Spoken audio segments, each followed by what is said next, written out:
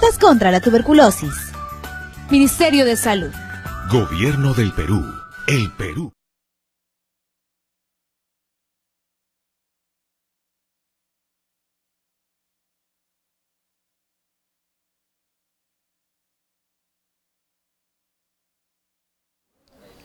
Bien, muy buenas tardes. Continuando con las entrevistas acá en la 7ª Jornada Internacional de Investigación para la lucha contra la tuberculosis. En esta oportunidad contamos con la doctora Gabriela Torrea. Ella es investigadora principal del Instituto de Medicina Tropical de Amberes de Bélgica.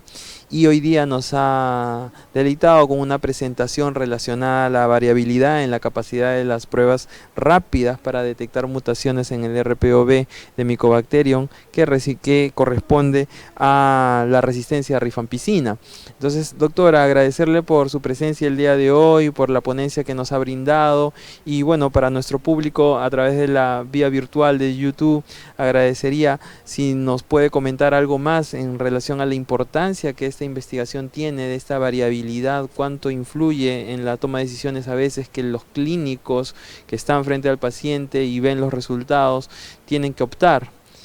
Doctora.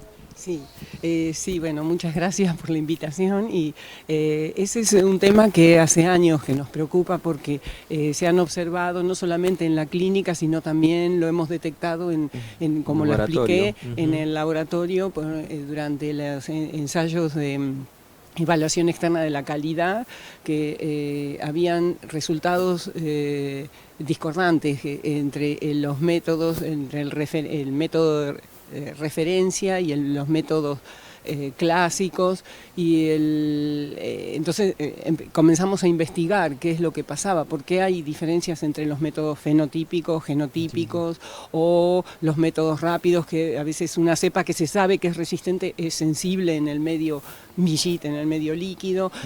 Se comenzó a estudiar con distintos métodos, secuenciamiento y se observó que hay, las mutaciones tienen distintos impactos en la resistencia. Hay mutaciones que son responsables de resistencia a alto nivel, otras a bajo nivel, y lo que se observó es que el MIGIT, que estaba tan usado en Sudáfrica, por ejemplo, usan nada más que líquido. Entonces ellos han estado informando resultados sensibles a la rifampicina, cuando realmente estas, y especialmente en África y en algunos lugares, en Bangladesh y en otros, puede llegar a estas mutaciones que no se detectan en ese medio líquido, pueden llegar a ser tan altos como 20%.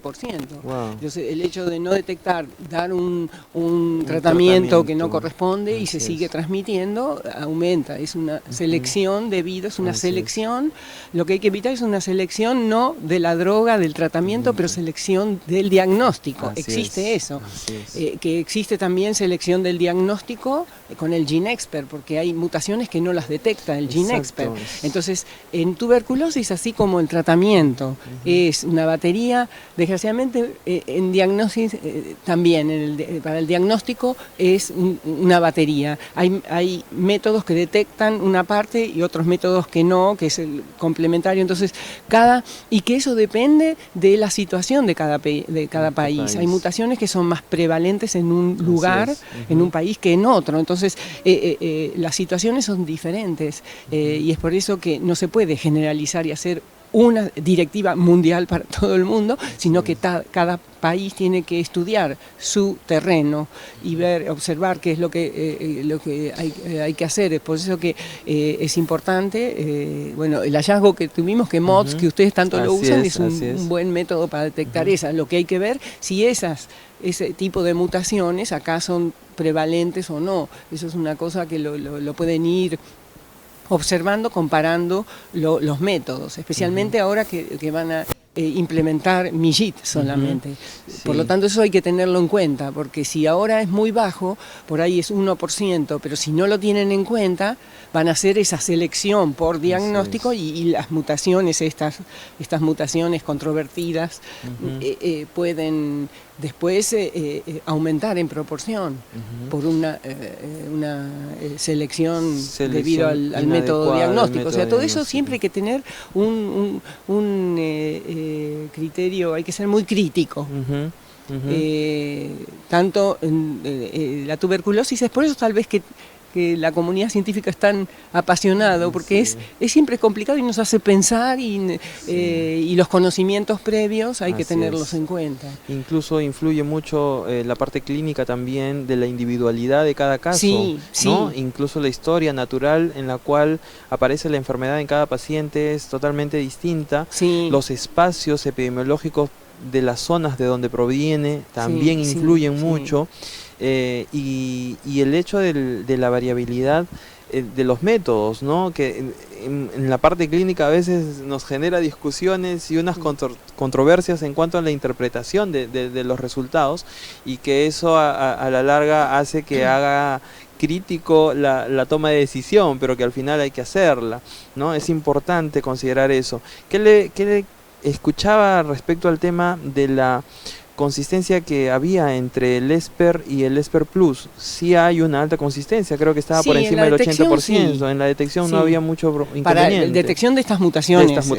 Sí, la detección, la proporción es igual. La diferencia es que el ultra, por esa característica de la temperatura de fusión, hay un detalle en el programa que uno puede averiguar, en el cual por el cual se pueden diferenciar el tipo de mutación y saber si es una de las mutaciones que son de alta resistencia, que son responsables de alta resistencia y que son más frecuentes y más conocidas, y la puede diferenciar de esas mutaciones que son responsable de la resistencia oculta. Así es. Sí, yo creo que la ventaja del ultra es esa, y además otra ventaja es que es más importante para la detección de Mycobacterium tuberculosis, es más sensible. Para la resistencia es casi lo mismo, la sensibilidad, pero también lo que aumenta es la especificidad para la Mycobacterium tuberculosis, por la inclusión de esos otros dos regiones del genoma, que es la secuencia de inserción IS6110 y la otra. Entonces eso lo hace más sensible, pero en general hay que ver después, analizar los datos para ver y comparar. Conforme la experiencia nos va mostrando y el número de casos que vamos evaluando para poder ir viendo ese comparativo, ¿verdad? Sí, pero efectivamente son métodos muy buenos, pero lo que hay que estudiar es los casos de falsos resistentes del GeneXpert, que es cuando la cuantificación es muy baja, y eso es por la poca cantidad de micobacterias que se necesita para poder hacer el diagnóstico. Es causa de falsos resistentes, que hay que estudiarlos, que ya está publicado y descrito y que se sigue investigando. Nosotros tenemos estudiantes en tesis que están estudiando, especialmente se ven de África, se ha observado mucho en África. O sea que en Latinoamérica, por lo que veo, hay menos datos. A mí me gustaría mucho colaborar de donde vengo. Es algo que es de ahí la importancia también el tema de que nosotros, y en general, poder hacer un genotype posterior de todas maneras. Sí, efectivamente. El hacer porque nos da la sensibilidad o resistencia a rifampicina, pero de todas maneras que pase por un genotype y corroborar realmente si hay esa sensibilidad también o resistencia a isoniazida. Y con el genotype también podemos tener una idea si hay de esas mutaciones raras, a pesar de que hay una de las mutaciones que no se observó, que no fue detectada con el genotype, pero eso, bueno, hay que hacer estudios más grandes. Esto fue como una prueba de principio, luego hay que confirmar en gran escala porque Sí. además son resultados que han de ser variables de acuerdo a la región geográfica, de eso estoy plenamente segura. ¿Y cómo Pero el es? genotype es importante porque nos da también información de otras drogas Así que también es, son que necesarias. necesarias, ¿no? Claro. Importante como en la medida que vamos avanzando en investigación y vamos abriendo más puertas, más conocimiento en relación a métodos, es como que vamos profundizando más, pero también nos generamos más controversias y más problemas Sí. en relación a poder saber, querer llegar a la verdad o querer, como usted bien lo decía, no podemos estandarizar a todos por igual y considerar a todos los países por No. igual, no es factible, ¿no? Pero en la medida que nuestros métodos diagnósticos cada vez se hacen mucho más precisos, más específicos, te empiezan a aperturar más, y aún así se pensaba inicialmente que la parte de los métodos moleculares ya nos resolvía muchas cosas, pero y sabemos no. que abrir el tema molecular también es todo un mundo, ¿no? Que trae sus controversias, sus interpretaciones en base a los métodos que se usan. Sí, sí, por eso es importante no olvidarse de la microscopía. Sí, sí. Eso es un error. Yo creo que, como dije, es una batería que es lo que va a Así determinar es, el así diagnóstico. Es algo que hay que... No busquemos más el método, que Perfecto, va a solucionar. que va a La solucionarnos perfección todo, no existe. El Así hombre es. y nosotros no. Y los Así métodos es. no son perfectos, pero es verdad que los métodos Ayudan. genotípicos son... GeneXpert es una maravilla. Sí, sí, porque nos ayuda, y el Sí. acceso que le da a las personas de un diagnóstico rápido, Sí, ¿no? sí, Bajo sí, un sí. método y una tecnología que así nomás no se tiene, y que yo creo que eso ha ayudado también y va a ayudar Sí, bastante. sí. Y después hay estudios que demuestran que, por ejemplo, el tiempo desde la colección o desde la consulta del médico hasta el diagnóstico o después también hasta la puesta en Así tratamiento es. disminuye mucho más con la implementación del GeneXpert que con la implementación del Genotype. Así es. Hay unas definitivamente. publicaciones y ahí estamos estudiando con países africanos, hay muy lindos trabajos hechos con la experiencia de Ruanda, porque ellos han generalizado, realmente hacen el antibiograma, la prueba de sensibilidad universal, y realmente lo tienen muy bien controlado y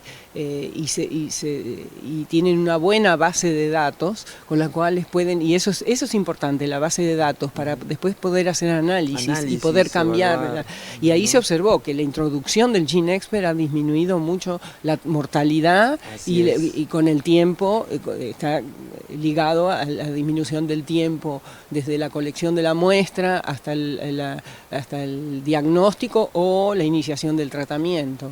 Eso es importante, era dramático la disminución del tiempo con GeneXpert. Con GeneXpert. Y eso forma parte de las recomendaciones que OMS-OPS da. Sí, sí. Y definitivamente los estudios demuestran pues que el mayor acceso a Sí. pruebas de sensibilidad, y sobre todo pruebas de sensibilidad rápida, disminuye la posibilidad Sí. de que hayan fracasos Sí. y haya recaídas incluidas, Ujú. y sobre todo el tema de mortalidad, ¿no? Sí, claro, Disminuye hay la que seguir, letalidad sí. mucho, el Ujú. tema de hacer un diagnóstico preciso, adecuado, bajo un perfil de resistencia adecuado, y que el paciente reciba lo que realmente le corresponde, Sí.